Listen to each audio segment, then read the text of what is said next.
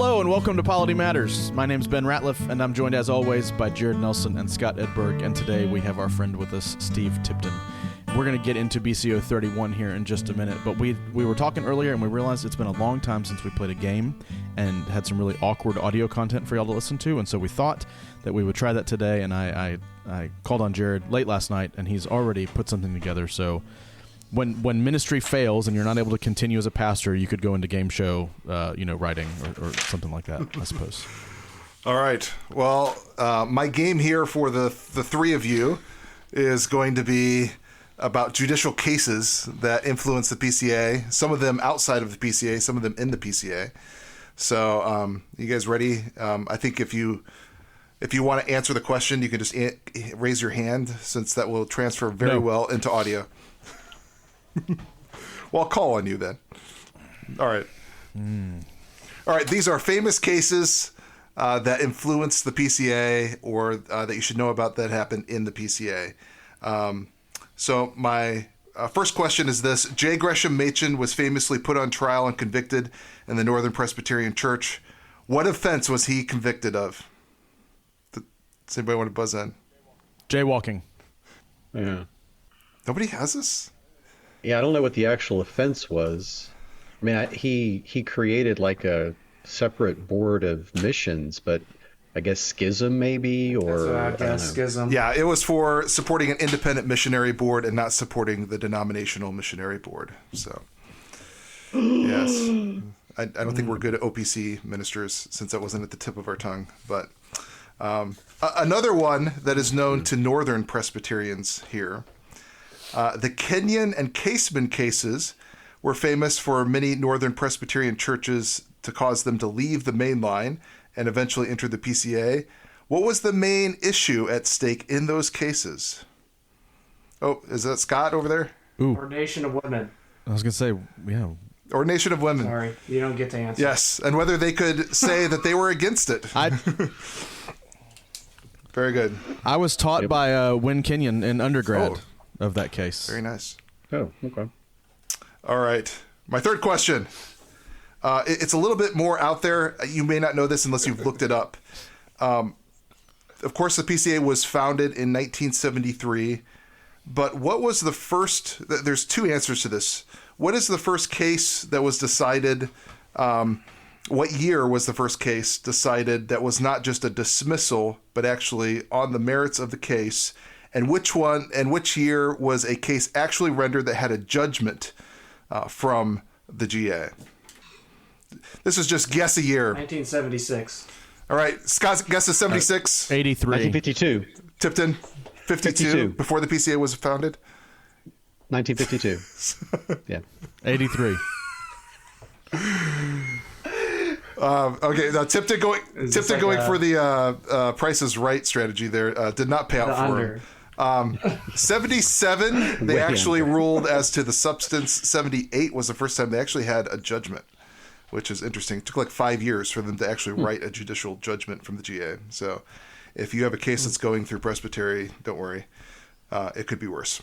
All right, number 4 actually happened in the PCA. There was a pastor in the PCA at a church in Tennessee that invited a female preacher to preach on Sunday morning in their church, leading to a famous case, which was perhaps the only invocation of 31-2 before a few years ago for the GA to reconsider a case.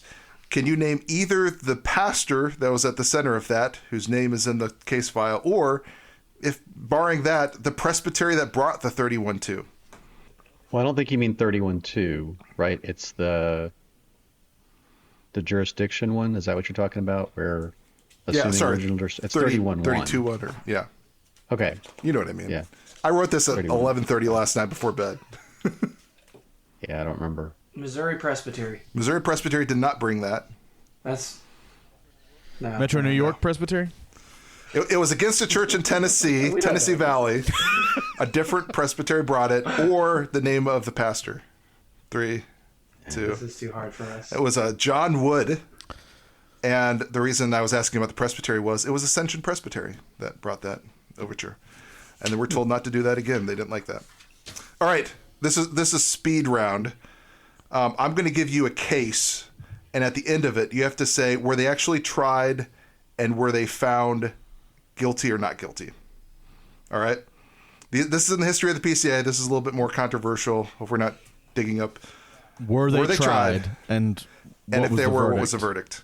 Number one, signer of the Federal Vision Joint Statement in Pacific Northwest, Peter Lightheart, for his views on baptism and justification. Was he tried? And if so, what was the verdict? Not tried. Tried, not guilty. Steve has a guess? I think it was not tried. Scott is actually right. He was tried. He was tried, but found not guilty. Okay. So, all right. So, Scott, you got the points on that one. All right. Another one. Yes. Good. One that Scott might know about, but I don't know if anybody else does. Burke Shade. He was among those who were known as the first to defend doctrines that eventually became the Federal Vision theology in regards to baptism in the PCA. Was he tried, and if so, what was the verdict? Not tried. Yeah, I'm going to say not tried. I don't know the name. Not tried. He was tried, and he was found guilty by Ileana. So, there you go. Oh, man. What shame. I should be reading my histories. I own all the records, but I don't read them. All right, go back and do your homework. All right. Begun in You don't suffer from that much insomnia. Begun in 1989 and concluded in 1991. What case, and this, I guess you say, yes, it was tried, but of a ruling elder known as Adler in New River, was teaching theistic evolution and was tried for that being outside the bounds and that he was not allowed to teach that. Was he found guilty or not guilty? Tried guilty. He is guilty. Confident, 100%. Not tried. That's terrible. Yeah, that was a bad option, Ben. It's clear. He was tried and he was... You still can't teach theistic evolution. He was tried and he was found guilty, yes. All right. Final one. Probably one that you guys will know. Greg Johnson. Subject to much controversy in the PCA. Was he personally ever tried for this? And if so, what was the verdict? No. Not tried. Not tried. Not tried is correct. So, never tried. tried. So there you go. I have Scott down as for the most and fun. Steve for the next. Sometimes Steve just didn't answer, so he might have known the right answer, but there you go. Are you saying I lost? That's the only thing that I know is that That's is kinda that what he's Ben saying. lost. Loser. Is Jared laggy for anybody else? I thought it was me, but Fix your internet, Jared. maybe it's Jared. I'll fix it in post. It'll be all right. All right. Jared, as soon as I finish this next sentence, say a word. A word. Oh, yeah, that was way too long. Man, okay. We'll figure it out. Listeners, today we're talking about BCO 31, the parties in cases of process. We've talked about church courts before. We've talked about jurisdictions, how discipline functions in the PCA, but this section is going to begin to answer important questions like who are the key players when a formal judicial process takes place. This is an area where there can be a lot of confusion. What happens when accusations are made, who actually brings the charges, what safeguards are in place to ensure fairness in trials, and ultimately, how does church discipline serve the peace and the purity of Christ's church? And so we're going to get into BCO 31:1, which begins to discuss jurisdiction over cases. And we're just diving straight in. So pull out your BCOs and let's go. 31:1 reads, original jurisdiction, the right first or initially to hear and determine, in relation to ministers of the gospel shall be in the presbytery of which the minister is a member, except in cases as provided in BCO 34:1. Such original jurisdiction in relation to church members shall be in the session of the church of which he or she is a member, except in cases as provided in BCO 33:1. So original jurisdiction in cases of process lies with the presbytery for ministers and the session for members, except where there are exceptions, of course. What's the practical impact, I suppose, of this paragraph? And that's a very open-ended question that allows you all to go kind of wherever you want to start with. Yeah. So, I think first of all, the name of the chapter is really important in the sense that the whole chapter is setting up the parties in the case. So even before you get into process and how that it's instituted in the next chapter, and then subsequent chapters between a session or before a presbytery, that this one establishes who those two different parties are, and it seems to begin, in an odd place, right? Because it's talking about parties, but then it immediately talks about jurisdiction. But you might say the source of those parties is going to be different depending upon whether we're talking about a minister who has his membership with a presbytery or a regular member who has their membership with a session, so that the jurisdiction, the place where those parties are first heard, is part of the process. So later chapters, yes, but it also is important because it establishes, in a sense, like where those parties would go and under whose authority those parties are going to be debating and arguing in their cases. So really it just sets up jurisdiction. I mean, it's not much more difficult than that. With the two provisions, 34.1 and 33.1, regarding how original jurisdiction can be assumed, there's lots of debate and discussion over those phrases, but the right to hear and then to determine that case resides ultimately where the individual's membership is. And it's good to remind our listeners, but just generally in the PCA, that membership for the pastor is in the presbytery, and it's not the role or work of the session to bring discipline to the pastor. That appeal is to be to the presbytery. And so it's not the session's role to shepherd the minister in the midst of a failure. It's something that's actually better ground in the presbytery.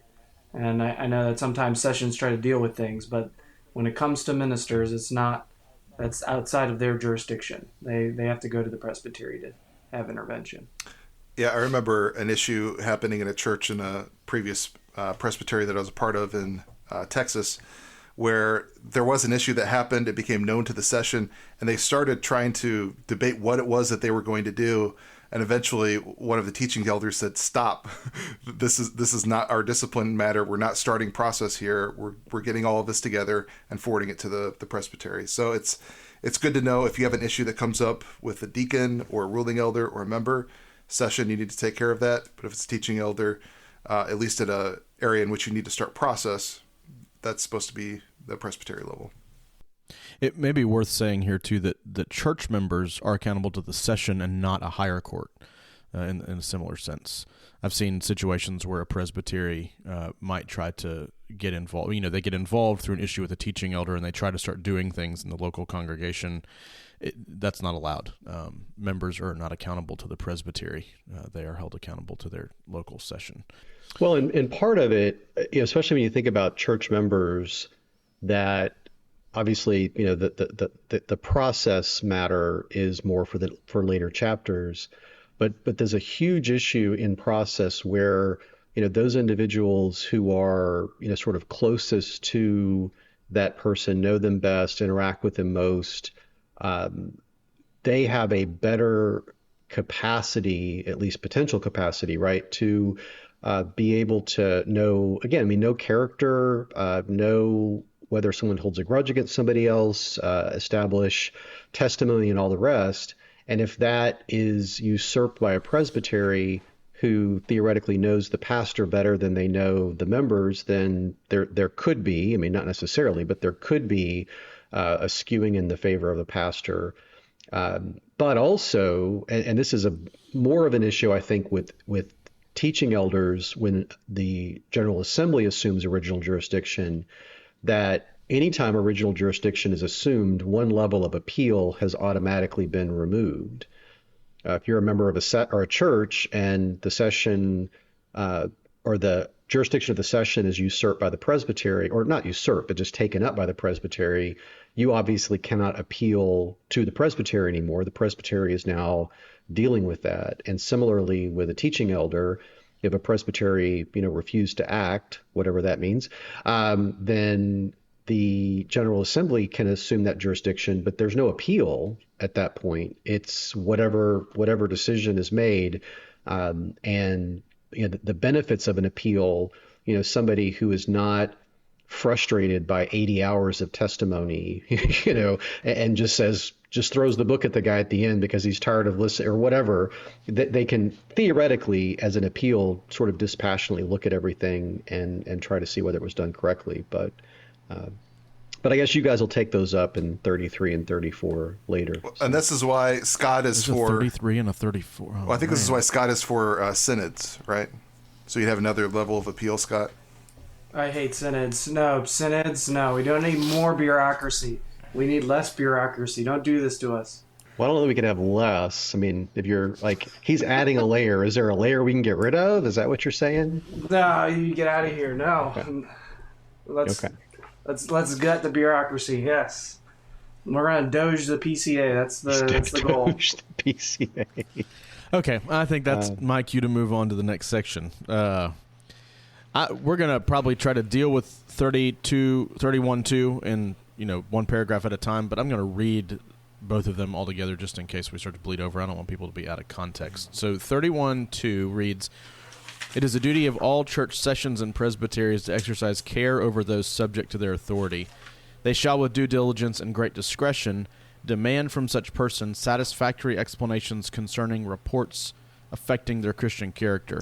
This duty is more imperative when those who deem themselves aggrieved by injurious reports shall ask an investigation. If such investigation, however originating, should result in raising a strong presumption of the guilt of the party involved, the court shall institute process and shall appoint a prosecutor to prepare the indictment and to conduct the case. This prosecutor shall be a member of the court, except that in a case before the session he may be any communing member of the same congregation with the accused." Okay. The first paragraph is probably the easiest to deal with of these two, or maybe it's the lighter of the two, I suppose. That sessions and presbyteries need to exercise care over those subject to their authority. What's the significance of this? I mean, let's talk about this and emphasize this to our listeners, right? This is a big deal, this instruction here.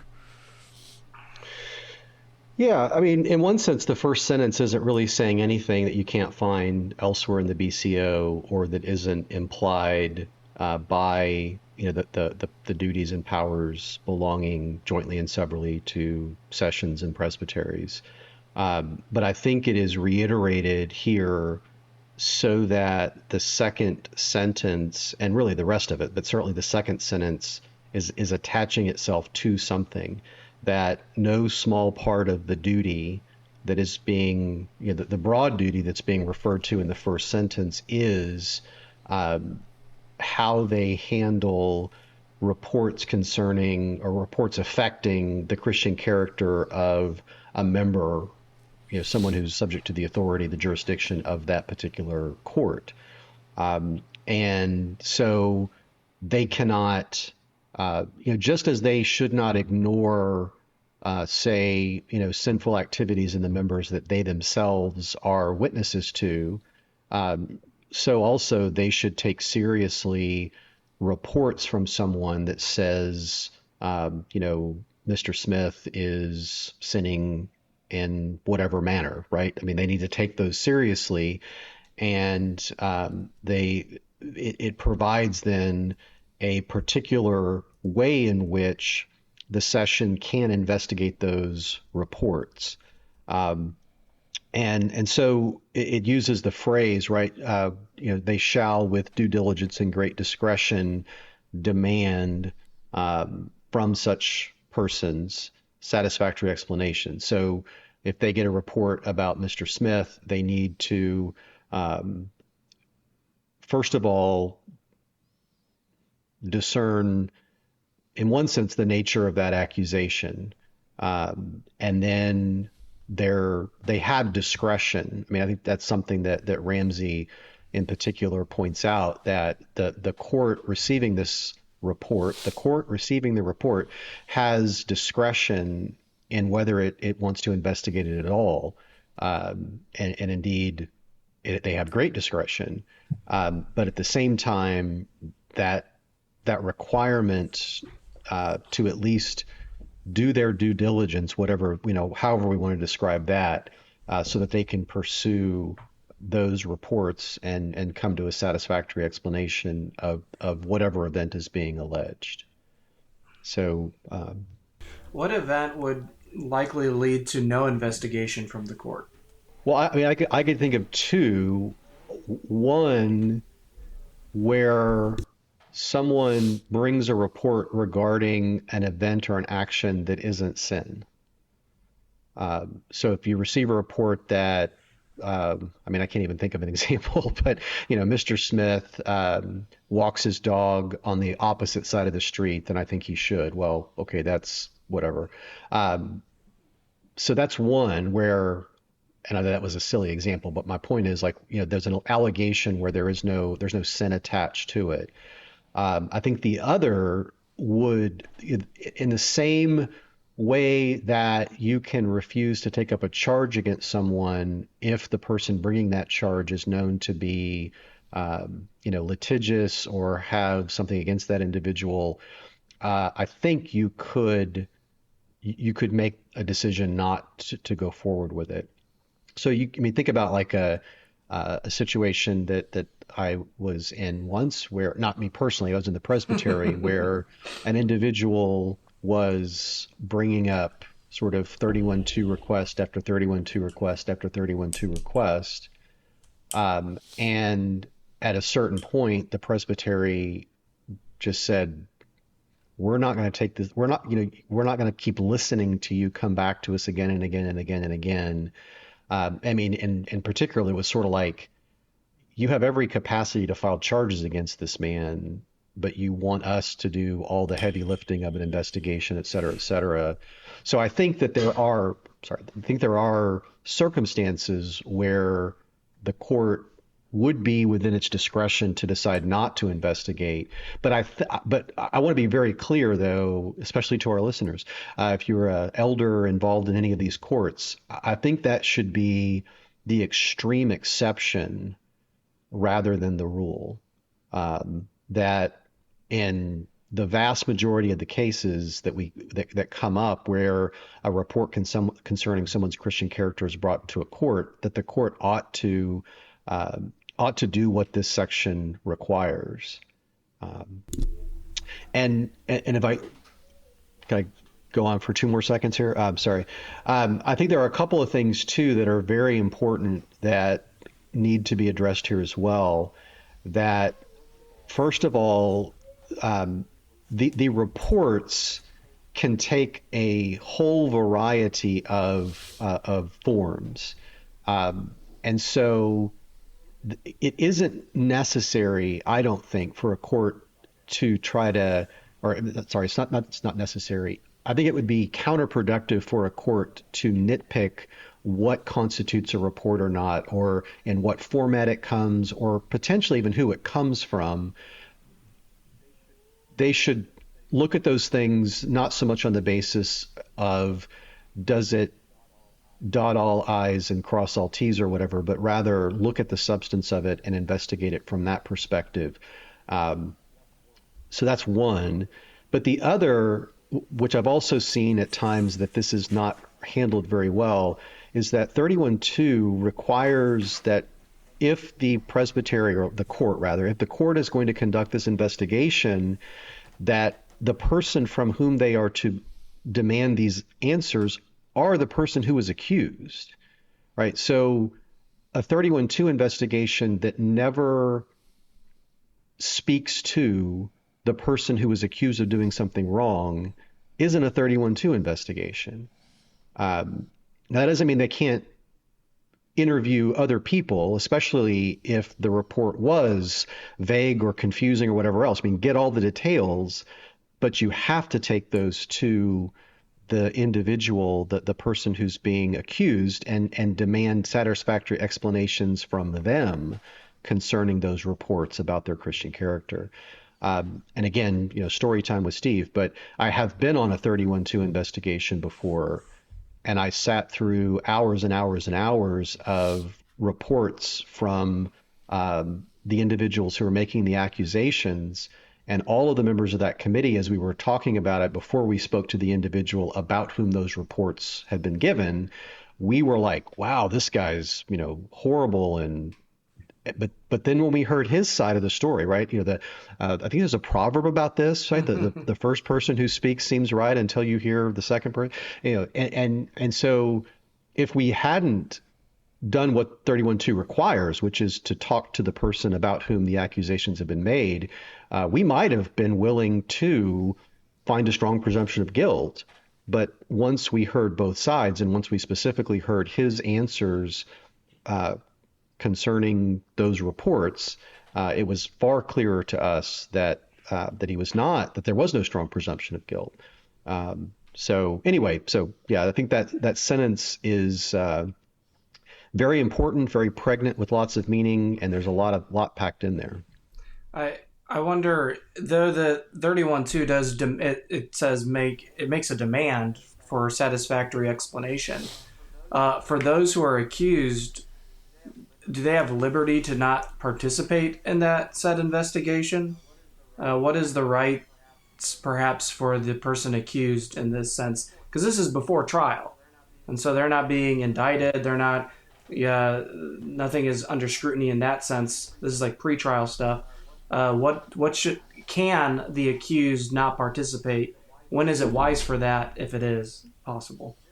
It strikes me as a very pastoral comment that so many things come to us on our session, and previous to this session too.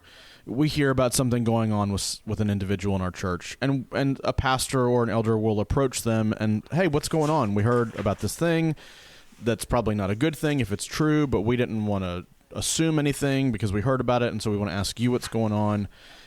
That's the way that, somebody could correct me if I'm wrong. You two other guys, maybe we do need to read this technically, but they will, with due diligence and great discretion, demand from such person satisfactory explanations concerning reports affecting their Christian character. That feels to me the way I approach my children when I hear that they've sinned against their sibling. I go, hey, I need you to tell me what's going on because I'm responsible for you. I don't know if there's a lot demanded of them in as much as it is an imploring on our part of them to come into the dialogue. Yeah, I think I would take it a little bit more than that. Kind of answer Scott's question that because the 31:2 investigation, in my opinion, is not something that is part of the broad sense of discipline. I think for a court to do something like this, they have to do it as a court. Right. So this is not a several power. This is a joint power. And whether they do that as a whole or whether they, give that to a commission or a committee or whatever, that body is acting in that sense on behalf of the court. And therefore they do have a right to make a demand of the person who's so accused. Now, obviously, maybe not so obviously, right? They can't pull out their torture devices until you give answers. And even then, right? You can't demand from somebody satisfactory explanations if there are no satisfactory explanations, right? If there's no satisfactory explanation, then probably you're going to find a strong presumption of guilt. Can I think in the same way? Well, yeah, go ahead. Well, I was just going to say, so do you see a distinction between the second sentence of the first paragraph and the third sentence of the first paragraph? Because I was thinking more that the second sentence is that individual, pastoral, and then it moves to an investigation in the third sentence. Do you see both of those as being a part of investigation altogether? Well, I think the second and the third sentence make reference to the two sources of a 31:2 investigation. Okay. Yeah. So that the third sentence is saying, if I go to my presbytery and say, one of my ruling elders is spreading lies about me in the congregation, and I need you to defend my good name or something along those lines. I suppose the question would be, why don't you bring him up on charges of slander or something? But still, or maybe, somebody outside the presbytery is accusing me of something, and I want the presbytery to investigate because, as we said earlier, right? They're the only ones who can do that kind of investigation of me. And so I want you to, I've been aggrieved by injurious reports, and I want an investigation. But I do think the second sentence is much more, the court receives those reports, those accusations against someone, and that they need to go to that person and to get a satisfactory, or, at least to seek a satisfactory answer. I mean, again, I think, demanding a satisfactory explanation almost presumes there is one. Well, and but if it is there an isn't investigation, is what you're saying. It's the same yes, thing. absolutely. Well, that is the, yeah, sorry. Jared. I think directly to Scott's question, though, I don't think you have a right to remain silent. If you're a teaching elder, you need to have an answer for all of your conduct and all of your doctrine. So I don't think you can say, I'm not going to cooperate with an investigation, and say that they're not going to draw some sort of level of guilt from that. Well, but it also, good. I think at that point you're violating a vow to be subject to your brothers in the Lord. Absolutely. Too. I mean, particularly if this is before a presbytery. I mean, maybe you could say a committee, but like a commission or a presbytery, absolutely, if they ask you, they have every right to ask you. If they don't have a right to ask you, then nobody has a right to ask you. And, that's not Presbyterian. That's not Christian. Yeah, nobody wants to live in that world. So, well, I shouldn't say that. I don't want to live in that world. Well, and implied there, too, is that you may want to clear your name. I mean, here in 31.2, it's implied, and think in 31.5, it's a little more explicit. The person may say, hey, look, there's not a strong presumption of guilt here. I want you to investigate this so that when this comes up, I can point back and say, they looked into it. Here's the report that's been answered. So there's much more of a willingness there to submit to your brethren in that process. Yeah, I think investigation is such a technical term that I would love to see it inside that second sentence of the first paragraph. Even just for the clarity that the lack of clarity that has been present here, mostly on my part. Yeah. But it needs to say something like, with due diligence and great discretion, conduct an investigation in which they demand, or something like that. Yeah. Mm-hmm. And there was an attempt a few years ago to radically change this section from at least one member of the SJC, if not a couple. It didn't go anywhere because I think it was too radical. We don't like big changes to the rules of discipline, like we didn't like that one last summer. Mm-hmm. So I think there is a lot of help that could go here, because that is one of the difficulties, right? I mean, I know this kind of goes far afield, but a lot of presbyteries, or a lot of presbyters, I'll say, believe that you cannot institute process without doing a 31.2 investigation, and that's completely wrong. You don't have to do a 31.2 investigation. What is required to do process is somebody needs to make out a charge. And in fact, the very reason why the 31.2 investigation section is in chapter 31 is because it lays out one way in which a party in a case of process can come forth, right? The presbytery conducts an investigation, finds a strong presumption of guilt, and then proceeds to process. That is one way through which a party in the case can arise. I mean, the other party is obviously the accused. He's arisen because there's accusations against him, but a party can arise within the court through a 31.2 investigation. But all that is required for a case is for someone to make out a charge. Mm-hmm. You don't have to go through 31.2. But even apart from that confusion, I do think a lot of presbyteries, and I've seen several, whether it's through RPR or through just helping presbyteries with various judicial things, their 31.2 investigations are sort of one of two far kind of pendulum swings. Either they sent Jared to go sit down over coffee with somebody and say, hey man, can you tell me what happened? Or they basically conduct a trial under the auspice of a 31.2, they witnesses out the, whatever. So anyway, I do think 31.2 is a section that could definitely benefit from more specificity, even what you were saying, Ben, but even in sense of like some helpful guidance in how to conduct a 31.2 investigation. as it stands, you have this enormous duty placed upon a group of presbyters, either a session or a presbytery, and yet you're really not saying how to do that. How is that done? What is the standard? I know strong presumption of guilt, which is, I'm sure we'll get there in a minute, but even that standard is confusing to most people. I don't think it's confusing, but I think most people come to that and they find it very confusing. So anyway, I think it could be helped with some additional things. Well, at the risk of, there's no risk. We are running long, and this is going to be a long chapter, and we probably won't finish it today. So just heads up to you guys who are here with me, and we'll figure it out. Because we need to spend some time in here. So let's go into that second paragraph of 31.2. Steve just referenced it. If such investigation, however originating, should result in raising a strong presumption of the guilt of the party involved, the court shall institute process, which involves appointing a prosecutor to prepare the indictment and to conduct the case. So the investigation, however it goes, right, from one of those two sentences in the first paragraph, you come at the end of it, and there's a strong presumption of guilt that of the party who's been accused, and the court shall institute process. So the big question is going to be, what amounts to a strong presumption of guilt? And I think the answer is going to be, like Guy Waters was telling us the last time, or when we recorded with him last time, it's always up to the discretion of the court. But let's talk about what categories we're going to use to think through that. Jared just unmuted, so I'm going to kick to him. Ramsey has a good quote on this, where he says, a strong presumption means a belief by the members of the court that the evidence as then known to them would indicate that guilt probably exists, unless evidence to the contrary can be produced not then known to them.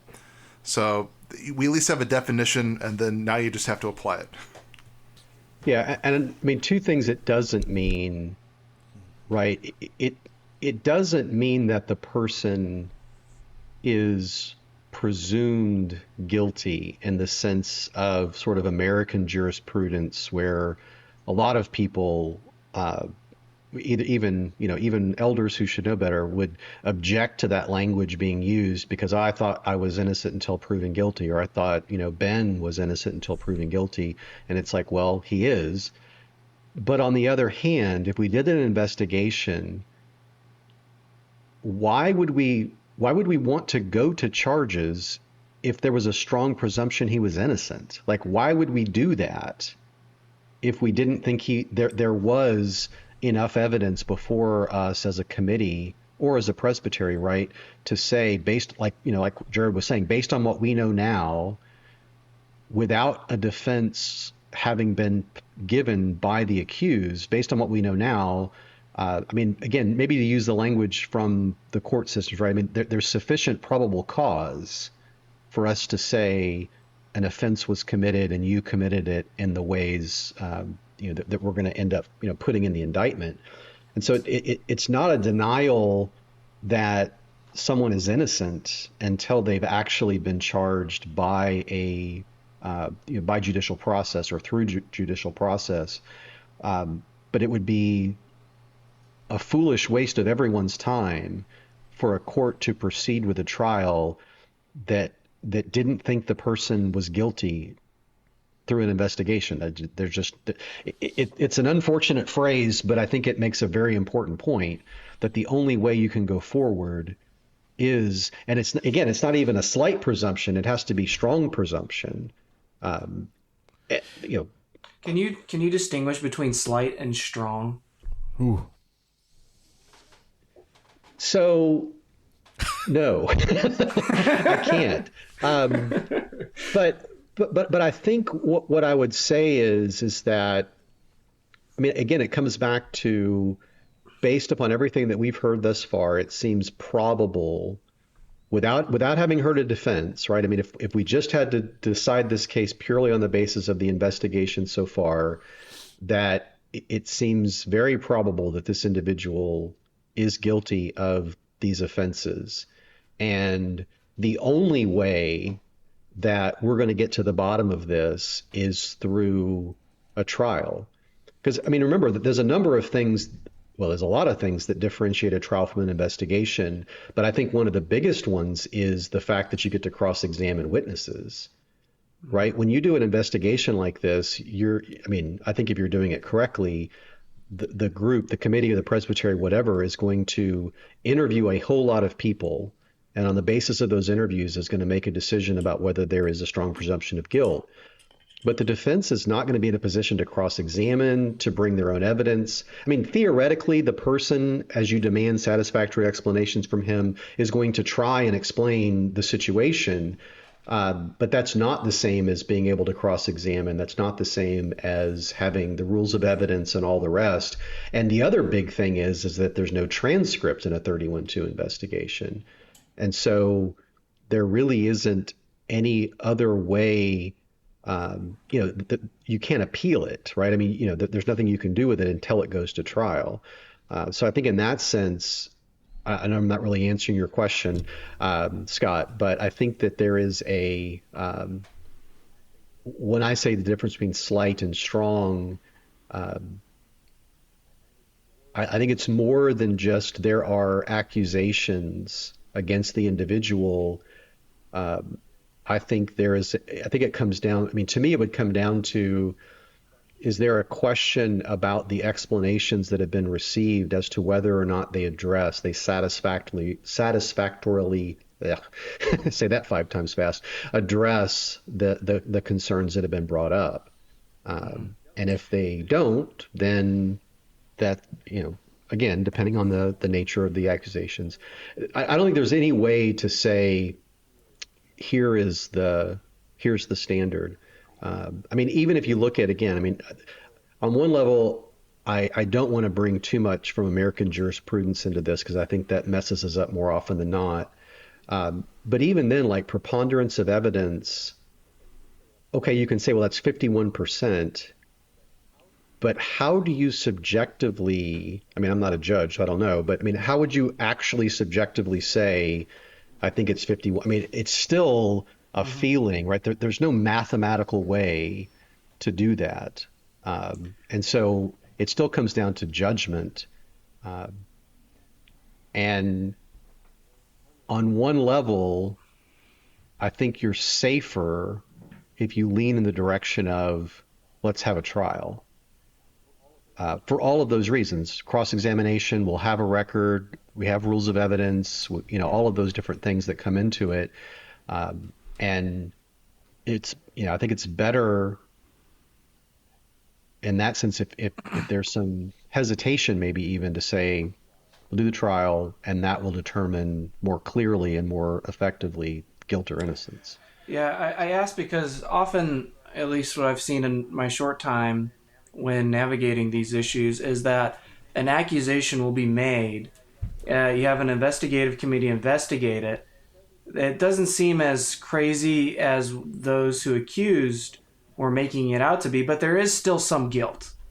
There's still some guilt. The pastor didn't do everything he was supposed to do, and he made some mistakes. He lashed out, and so he's guilty in some respect of certain sins, but not perhaps the whole bandwidth of what he's being accused of. And so I guess my curiosity with the strong presumption of guilt is well, do you still take him to trial? It's okay, well, yeah, he's guilty of jaywalking. He has violated it. He has admitted to violating it. He did that, but he really didn't do all these other things, or they're very greatly exaggerated. And so it's there is some guilt in that sense, but not necessarily well, do we take someone to trial for a single bad interaction or something like that? Yeah. Well, but I think that in that sense, one of the differences is, so again, back to the sort of the two ways that process begins. Either you go through a 31-2 or somebody makes out a charge. Somebody makes out a charge. Even there's still a responsibility on the part of the court to say, do these charges rise to actual offenses? There's a whole slew of reasons why a court could throw out charges on the basis of some of the things that you're talking about. And even here, let's say the report has, 7 different things that they're alleging that poor Jared did. Jared's mean, Jared's cruel, I don't know, he's got bad breath or something. Sorry, Jared. And as you go down through all of those things, you find out that, well, only one of them is, does there seem to be a strong presumption of guilt. I don't think it is you have to take all 7 of them and file charges. I mean, that would be counterproductive. But I think the issue is that it raises a strong presumption of guilt about something that person has done. And then I do think that we're still back on a previous chapter on offenses, right? That there is a difference between, I mean, it doesn't simply say sins. I mean, it uses the specific language of offenses. And so the court at that point, ultimately, you can only charge somebody with an offense, not just with a particular sin, if that makes sense, right? I mean, I'm hoping you guys covered that section and all of those distinctions. I'm pretty sure it's prior to this one. And so I think that there is still that discretion. And the issue here is that if,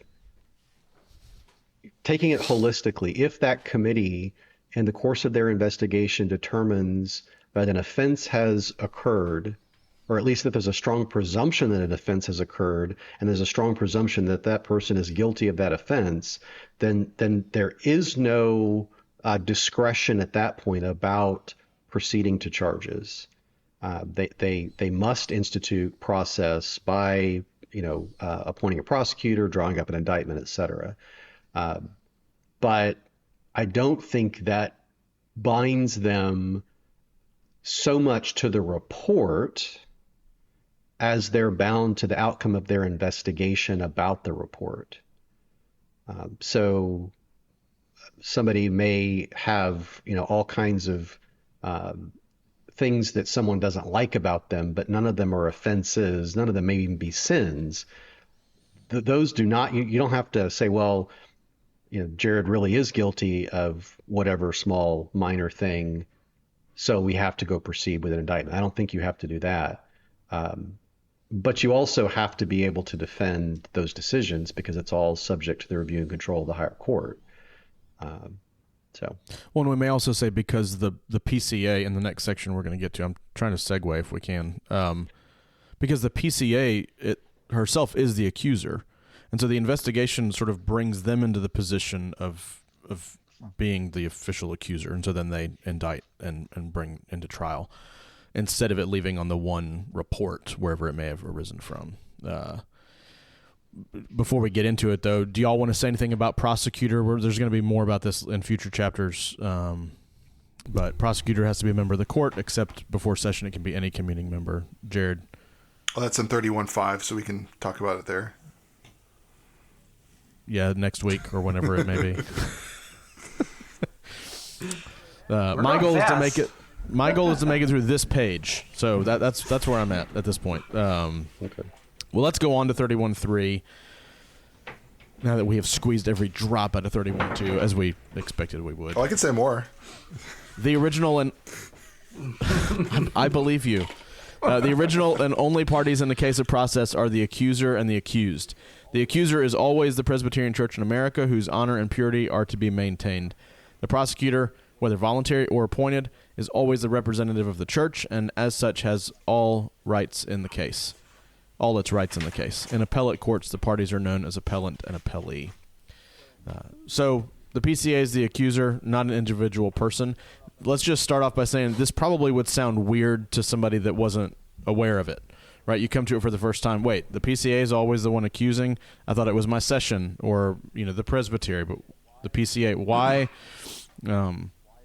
Why is it this way? Nobody? I don't know. Yeah. Well, and I think that's where, in one sense, one of the things that I think Ramsey talks about is this idea that, especially the accuser, as acting on behalf of the church, is basically given the powers of the church, and since although this is a separate or a later section, but because it is the the church and Christ as the head of the church, who's ultimately been offended by those actions, or at least presumably been offended by those actions, that they are standing in place of the church. That even in a personal offense between two individuals, a private personal offense, that once that issue comes before the church, that it is no longer just two individuals hashing it out, but that the church is taking up the accusation on behalf of Christ in the name of Christ, and is pursuing that through through its prosecutor, and so that they do have the rights of the church in that case. And I think that goes back to those issues of subpoena power, the limited level that we have that all the courts that come into that, as opposed to, Ben, you were, or somebody was making this reference to, when my kid comes and they've been fighting with each other and I demand an action, one of them does not take on the role of father, in that case, but this is a very different type of situation. How does that work though with 31:9, that if it's a voluntary prosecutor, that they can be held liable at the end of that as a accuser of the brethren if he doesn't prove his case? Well, and I think, that's one issue. The other issue is in appellate courts, that it's no longer, the Presbytery of the Ascension versus Jared Nelson. Now it's, you have a representative, the appellee, and you have the accused, the appellant. So, I mean, it almost breaks down at that point too.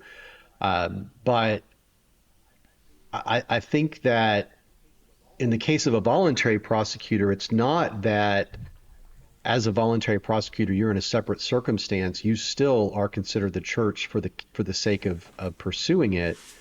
But if it is determined at the end of all of this that you didn't prove your case, then you're then you're still subject to that jeopardy of being an accuser of the brethren. I know I just sort of restated it rather than explained it, but I think there's a connection anyway. I don't know. Y'all okay? I don't feel quite square on that one, but I think it'll maybe become clearer as we go. Yeah, one of the things that, and this is from Hodge, which in one sense doesn't have the middle sentence in the Book of Order, the Revised Book of Discipline that he's commenting on, but he makes this statement. It simplifies greatly the whole process of a trial. I thought that was an interesting statement because I wasn't sure why he was saying that, because it didn't seem like it does, because we just said there's some confusion there. But I imagine this is one of those areas of Presbyterian, jurisprudence that came about at some point for a super good reason. And the reason isn't necessarily maintained down through the books of order, just the outcome of why we need to do it this way versus another way. So it may be one of those things where there was some major issue that arose earlier in the history of Presbyterianism that this sort of provision is aimed at preventing or circumventing, and we just don't know what it is. But I do think that the opposite idea, where the court sort of just adjudicates between two parties. So, again, I think the difference between like a small claims court and a criminal case, right, where the state is the one who's bringing the charges in a criminal case, and they have all the rights of the state because it is a state statute, for instance, that you have violated, and because we are adjudicating offenses in courts, those offenses, however much they may affect an individual, ultimately all sin is sin against Jesus Christ, and his representative on the earth is the church. And so there really isn't anyone who can be that accuser of an offense. This isn't small claims, right? This isn't brothers and sisters can't get along. These are offenses, major issues. And so not only to impress upon everyone the gravity of any offense, that it is ultimately offense against Jesus Christ as the head of the church, and that it is the church that is to adjudicate those things, that the accuser takes on then the role and has the rights of the church because it is the church that is making the accusation. It also potentially gets you away from, you're never going to get away from the perception of this, but at least the reality that it is not, John Smith versus, William whatever. It isn't that case. It's not Jared versus Scott. One of them is the representative of the church and the other is the accused. And so you do have to maintain that difference. But if for whatever reason the accuser isn't able to make his case and it turns out, to be baseless, then there is the danger of slander. Does that help any, Ben? Yeah. No. Yeah. Thank you. And I've gotten into this for reasons before, but voluntary prosecutors would be somebody outside of the court, as my understanding. So if the court has decided we're going to indict this individual, we need a prosecutor, them choosing a prosecutor from among their own number, like a session picking a ruling elder to be the prosecutor, just because you're willing on the session or even raise your hand to say that you'll do it, that doesn't make you a voluntary prosecutor subject to the end results of 31-9. You're a part of the court that's doing it. My understanding has been, or I've been informed rather, that it's somebody outside of that group that would volunteer to prosecute would be subject to the 31-9, which we're going to get into later, but because it mentions voluntary here, you don't need to be worried about it. I guess I'm saying if you're on the session and you have raised your hand to say you'll be the prosecutor, you're not in trouble. Yeah, I think the difference is a voluntary prosecutor, in my understanding, isn't, as much as this sounds weird, isn't somebody who volunteers to be a prosecutor. A voluntary prosecutor is somebody who is bringing charges, right? Who is who ultimately is the offended party, and are making the accusations. Yeah. Okay. That's good. So what are the? This is just creating a lot of questions in my mind. So what sort of standing does one need in order to be a voluntary prosecutor? Can it be just random Joe Schmo on the street? Like, do they have to be a member in good standing of any PCA church, evangelical church? Like, who is at liberty to be a voluntary prosecutor? Well, the prosecutor has to be, at Presbytery, they have to be a member of the court. At a session, they only have to be a member of the church. So you can't have, your neighbor across the street who's a Jehovah's Witness come to session and say, I want to prosecute, you before the session for an offense. They couldn't do that because, especially in that case, because a Jehovah's Witness could never be the representative of Christ in his church. But that's a whole different discussion on Jehovah's Witnesses. But it has to be, I don't remember which section it is. Maybe it's one that we'll get to soon, but there's a statement in there about who the prosecutor can be. So if your neighbor brings a report against you, right? Let's worst case scenario, someone is sleeping with their neighbor's wife and the neighbor finds out about it and brings that report before the session and or the presbytery, depending. They ought to do something about that, but the neighbor cannot be the voluntary prosecutor unless he also happens to be a member of Presbytery or a member of that church. And so somebody's going to have to prosecute it. In that case, you end up with an appointed prosecutor, even as Ben said, even if someone says, hey, I'll do it, that's not really voluntary in this sense. That's not someone who is pursuing it as a whatever you want to call it, as an offended party. Does that make sense, Scott? Okay. Yeah. Scott gave a thumbs up for all those listening, which is all of you, by the way. Everybody's listening. Nobody's watching. 31:4, every indictment shall begin in the name of the Presbyterian Church in America, and shall conclude, against the peace, unity, and purity of the Church, and the honor and majesty of the Lord Jesus Christ as the King and head thereof. In every case, the Church is the injured and accusing party against the accused. And maybe to some degree this answers why the PCA is always the accuser, is because they are, it's the Church of Christ. Our Confession of Faith calls it the kingdom of the Lord Jesus Christ. It's his honor that's been offended. Yeah, and I think Ramsey's last sort of statement on this, that the indictment must assert that the thing charged is a sin against Christ, that ultimately, just comes back to what we were talking about a minute ago, is really what is at stake here, is that this is not a criminal court, a civil court, or any, none of those things. This is a court that is determining whether a sin against Christ has been committed. However much somebody else may be involved, ultimately it is a sin against Christ. And so that's the gravity of this is tied even to the indictment itself.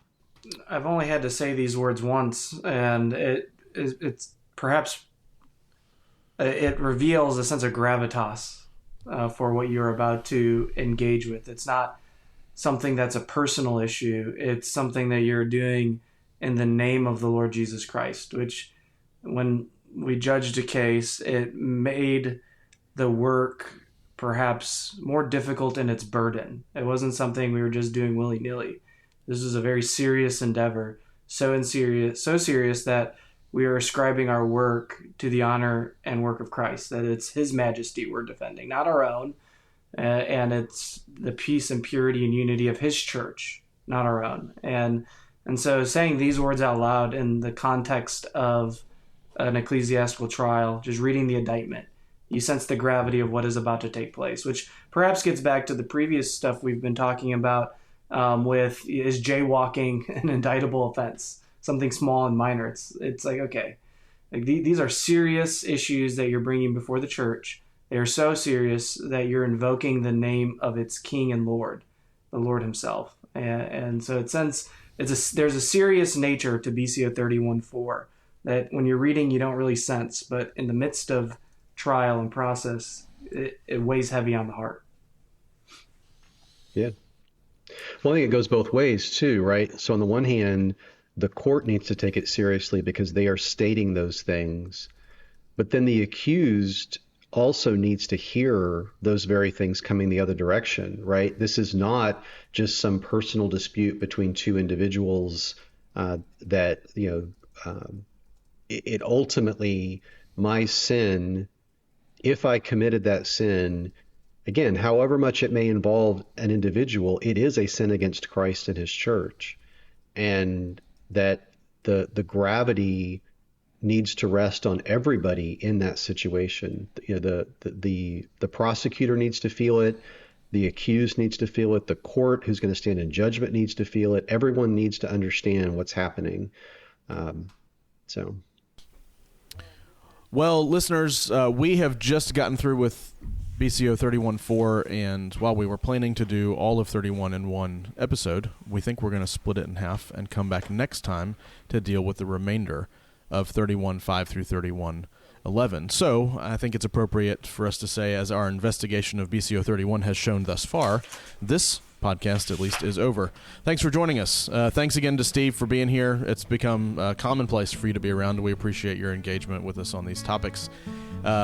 Folks, if you've enjoyed the show, you know how we say it. Consider following us on Twitter or Facebook at Polity Matters. Be sure to subscribe in your podcast app of choice. If you have questions or comments, you can contact us on social media or at politymattersfeedback@gmail.com. And there's a link down below where you can go to support our work. Thanks again for listening. Until next time, say goodbye, gentlemen. So long. Goodbye. Goodbye, gentlemen. Y'all take care.